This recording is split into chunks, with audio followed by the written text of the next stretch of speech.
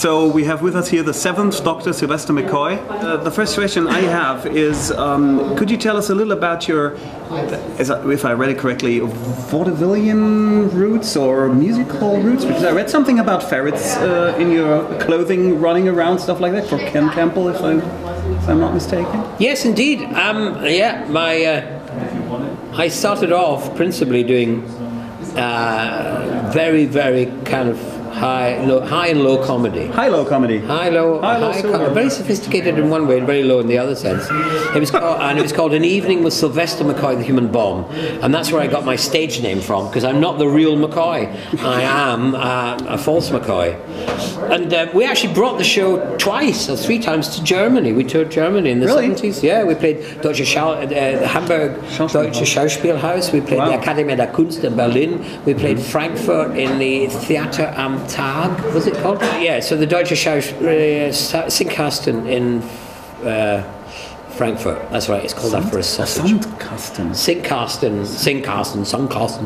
It was a great kind of, it was on the river, jazz, club, drama, you know, kind of dark, cabaret, all that kind of stuff. And it had ferrets in it. I used to explode a bomb in my chest. I used to bang a nail up my nose. I used to set fire to my head. I used to put ferrets down my trousers. I used to be handcuffed and chained and put in a mailbag, and I used to escape. I used to be able to take a potato and nut it into 1,000 pieces. I used to have a brick broken on my chest. Well, actually, it was a nutcracker, but they put the nut on the brick, and they put the brick on my chest, and they hit it with a sledgehammer. I used to do all sorts of things like that. Nails in your nose? I think I heard nails in your nose. Yes, I used to bang a nail up my nose. We were trying to put this show together, and we wanted to learn how to sword swallow, but we only had, we looked at a book, How to Sword Swallow. Now, in order to sword swallow, what you've got to do is get a sponge and a piece of string. You have to swallow the sponge and make you go and swallow, and then eventually you don't go, and then slowly your throat gets used to foreign bodies.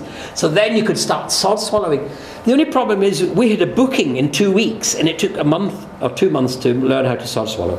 So we turned the page and it said, poor man's sword swallowing, bang a nail up your nose. So what you do is you get a 6-inch nail, and you dip it in Dettol, you get a hammer, you put the nail there, and you go clonk, clonk, clonk, clonk, clonk, clonk, clonk in. And then you go around the audience going, a nail up my nose, that nail up my nose. And then you get a pair of pliers, you take it and you put the pliers on the nail, and then you pull it out, and then, there's a moment there, and the spieler says, sensation seekers, McCoy, have no moment of humour, he just pulled a nasal hair. And then you pull it out, and then you show everyone the nail on the, and that was banging a nail up your nose. Oh my God! Wow. Common everyday occurrence. That's how that's the only way to train to play Shakespeare. How did you come from banging nails up your nose and having ferrets in your clothes to playing Doctor Who? Well, someone wrote a musical play for me for the National Theatre in Britain to play the Pied Piper. And Hamlin. It was of Hamlin, yes, and it was a beautiful music, great piece. It was very successful, and in it was kind of a cross between David Bowie, the look, and multicolored cloak, and you know, that kind of music. And so I did that, and the producer saw me in that play, and he went back to his office and said, "I found my new Doctor Who." So that he saw me do this, this musical piece at the National. What do you think was the main thing that attracted him, apart from that you're just, well, not just, but you're talented and whatever? What was the main thing that you think he found? My hat. Assumed. No, the hat. That's what did it. Because I went to the interview wearing my hat like this, and he said, so it was the look. I like that hat. I would think that hat should be Doctor Who. And I said, well, if the hat's in it, so am I. And that's how I got the job. Because you're attached to it. Well, yeah, it's my hat. He's not having my hat without me. And now we have 50 years of Doctor Who. Yes, I know. Yeah. And I've done half of them. 25 years I've been a Doctor Who. Is there a main thing that comes to your mind when you hear that?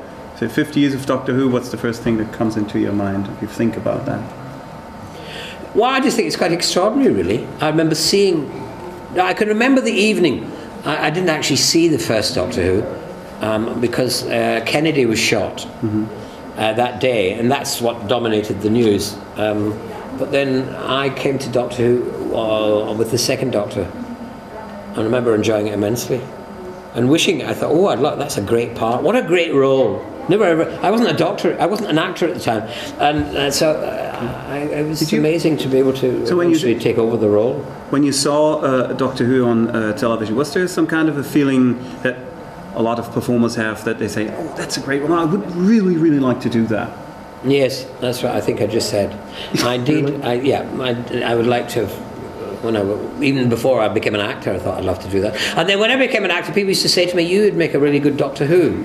And then one day I heard on the news that the previous Doctor was leaving, so I phoned my agent, and he phoned the producer, and the producer had just been on the phone to an internal BBC producer who'd phoned him up and independently and said, "Listen, I think you should see Sylvester McCoy. He would make a really good Doctor Who." And that's why he got to the put the phone down, and the phone rang, and he put it up as my agent. And he said, Are you working together with this guy, this other producer? And he said, "No, I don't know what you're talking about." And that was it. So in the Doctor Who producer's head, he went, "Ping! Oh, this is interesting." Destiny. And synchronicity. So he came to see me at the National, and that was it, really. And now you have a new project called The Minister of Chance, if I'm writing that. I got lots of new projects, not lots of them, really.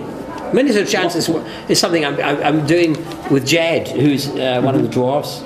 It's a downloadable drama. Audio drama. Audio drama, but it's like a seascape. I mean, the sound is amazing. It's a really brilliant sound.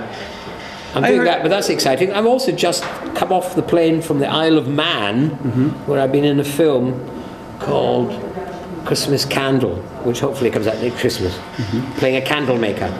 And I heard people say that the Minister of Chance is something like a cinema for the ears. Yes, it's very, very cinematic when you listen to it. Originally we did Death Comes to Time, which was the very early on experiment with using drama on downloading drama on the computer. And what they didn't actually film it, but what they did was they did cartoons. So it was like an audio comic. Yeah, you could look at it. Comic. Yeah, and it was the first time they did. The BBC were experimenting. We did that. That was the original story, and in that story, my character, the Doctor Who, dies, and then the producer, director, writer, Dan Friedman, wanted to carry on and create a whole new kind of layer of Doctor Who science fiction, but they didn't let him for a while. But he did say to me that if he did do it again.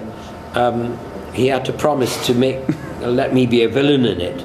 I said, "I'd only let you kill me off if you allow me to come back as a villain in the next one." Okay. And that's why I'm in this one, that's playing a villain. That's the deal. I'm dead, but I'm a villain. And you'll be in the second part of The Hobbit as well, playing Radagast? Not allowed to talk about the Hobbit. I'm sorry.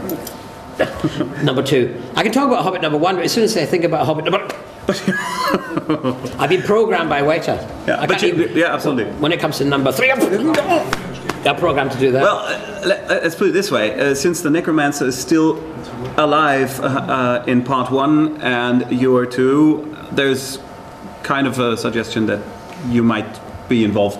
Really? Yeah. Wow, that's nice to know. So you're really that much not allowed to talk about anything? Not allowed to talk anything about number 2. Got letters. I got into trouble. I mean, in the beginning, the first time, I actually got an email or a text or something. Okay. A message came through the ether into my little phone and said, keep quiet, McCoy. Stop talking. Which is something hard for me to do, to stop talking. But anyway, so I'm not allowed to talk about it. I did a series, you can download them on YouTube, of little films of me trying to give away what happens in The Hobbit 1. If you look it up, Sylvester McCoy. We will. And it's every time I try to talk about it, I get an arrow, I get stabbed, or I get blown up, or a box falls in my head, or someone takes a frying pan and bangs it in my face. So that's back to vaudeville again. So no, it's back to not talking about The Hobbit 2. Back to not. I'm sorry. So thank you for telling us that much about A lot. I'll tell you about the Christmas candles coming out there. Christmas candle. Remember that. Write that down. Christmas Would you candle. believe it's coming out on Christmas? Now there's a coincidence. That's amazing. There you go. Thank you, Hooers. Thank you, Mr. McCoy. Pleasure.